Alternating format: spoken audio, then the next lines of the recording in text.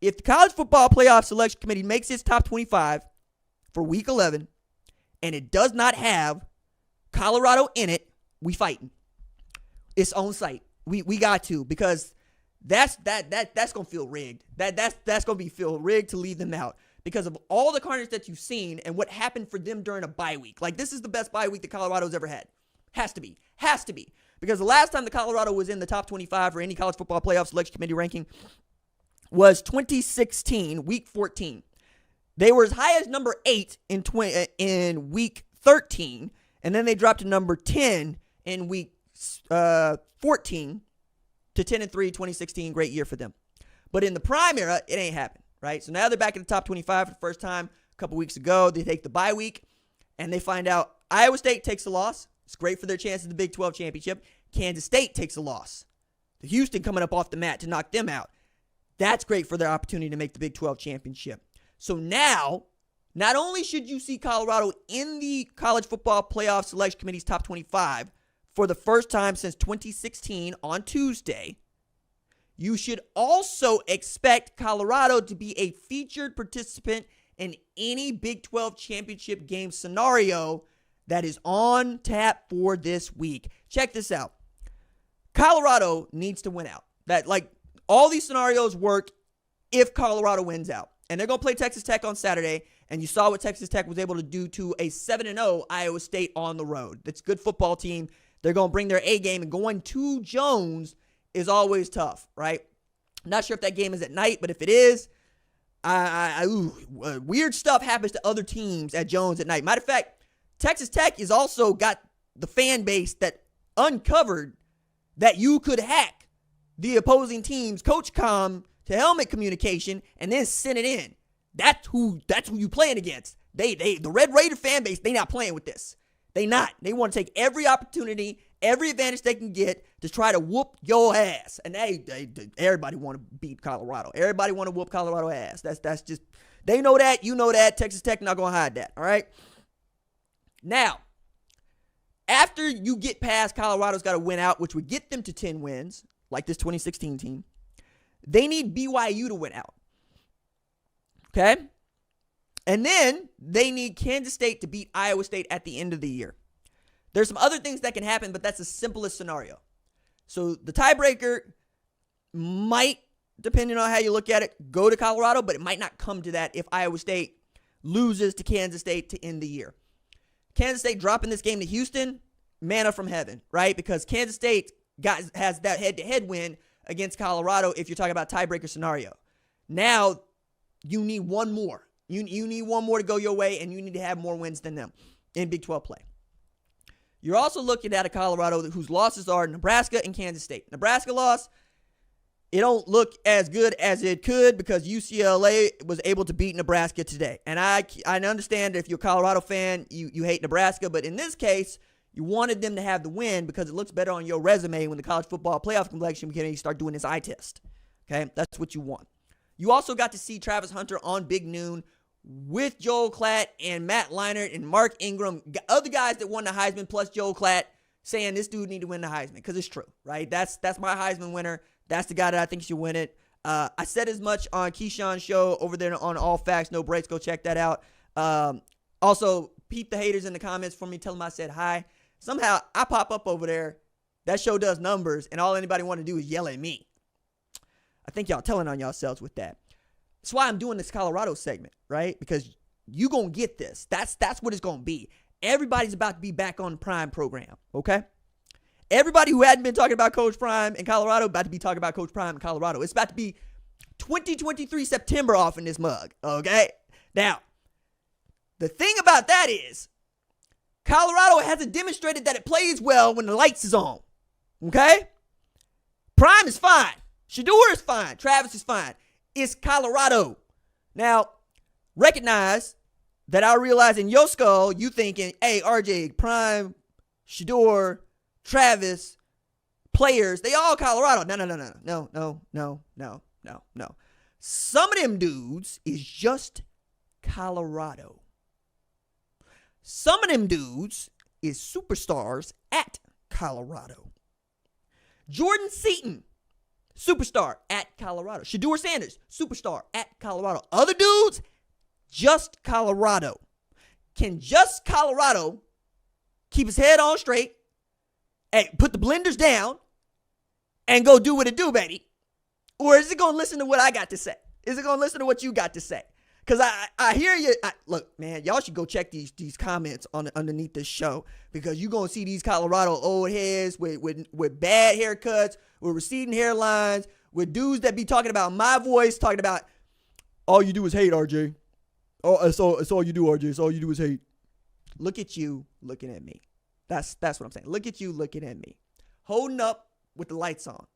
That's all I'm asking Colorado to do. Hold up with the lights on. Because I guarantee you, people are going to be watching this Colorado Texas Tech game, especially after what Texas Tech just did to Iowa State.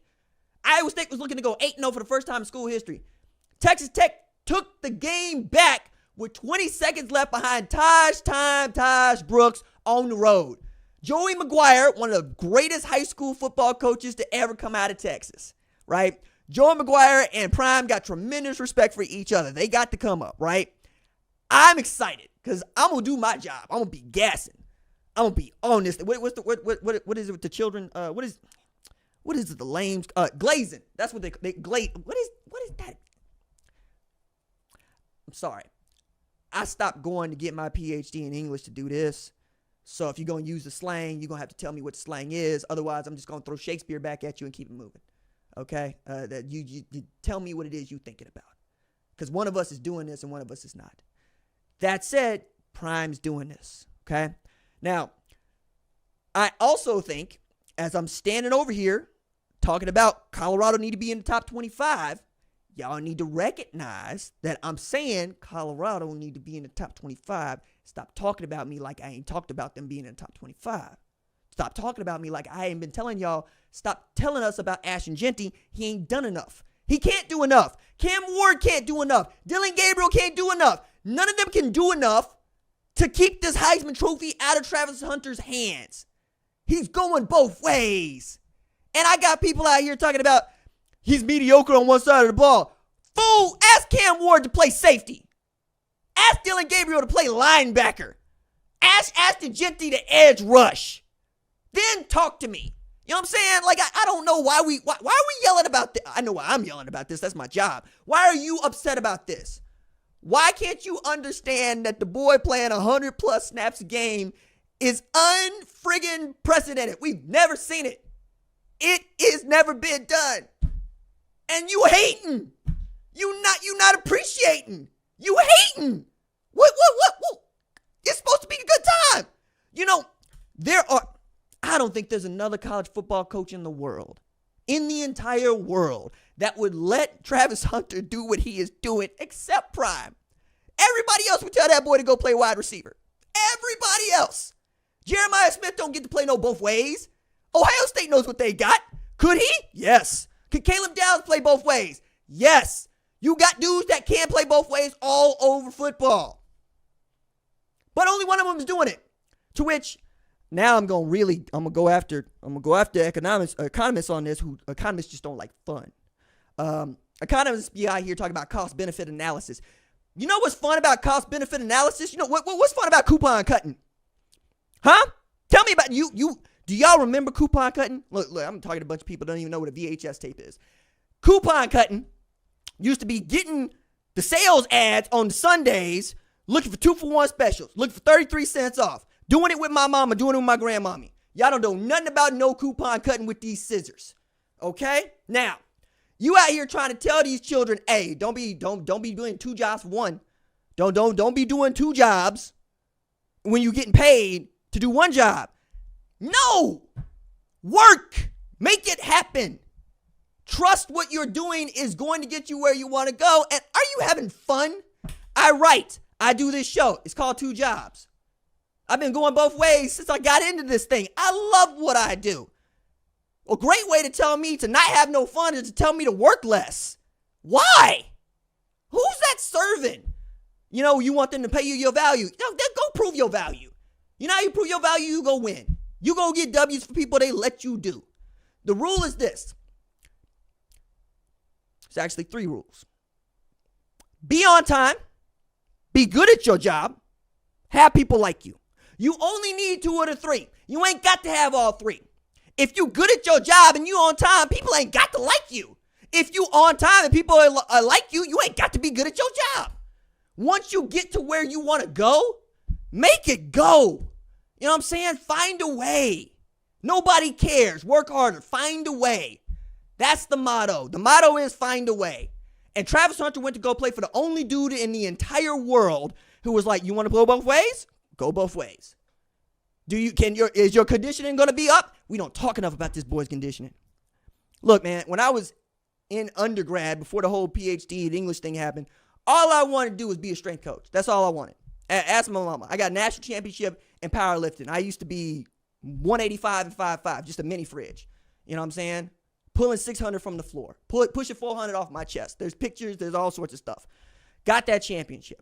That's what I wanted to do. I wanted to grow Jadeveon Clownies. I wanted to grow Mario Edwards. I wanted to grow Samaj P. Ryans. I wanted to grow big, fast, strong dudes and have them go into the NFL and make it do. I wanted to be the man pumping people up to get past that threshold. You know, we start working when I see your face start changing. That's what it is. I'm also the same dude the strength coach said, hey, look, RJ the only dude out here 5'5", 155, thinking that, you know, he's 6'5", bulletproof. Had to lose the weight to run track and run the 400. But the point there is, I love a weight room because a weight room is a proving ground. And I love a proving ground because in a weight room, it ain't got nothing to do with talent. At one point, it doesn't, right? Everybody's got a pain threshold. Everybody's got a place where they're going to fail. I wanted to see what you look like when you were failing. I wanted to see what your character is like. What's your conditioning like? Are you going to push through this? You told me you want to go both ways. This is the conditioning program for the people to go both ways. Well, it ain't no people to go both ways. It's just me. Exactly. Do you have that? Is that your heart? Do you got that kind of warrior spirit? Is that in you? Damn, I love that stuff. You know, like, I'm getting hyped looking at the combine because I'm watching, homie. Hey, up.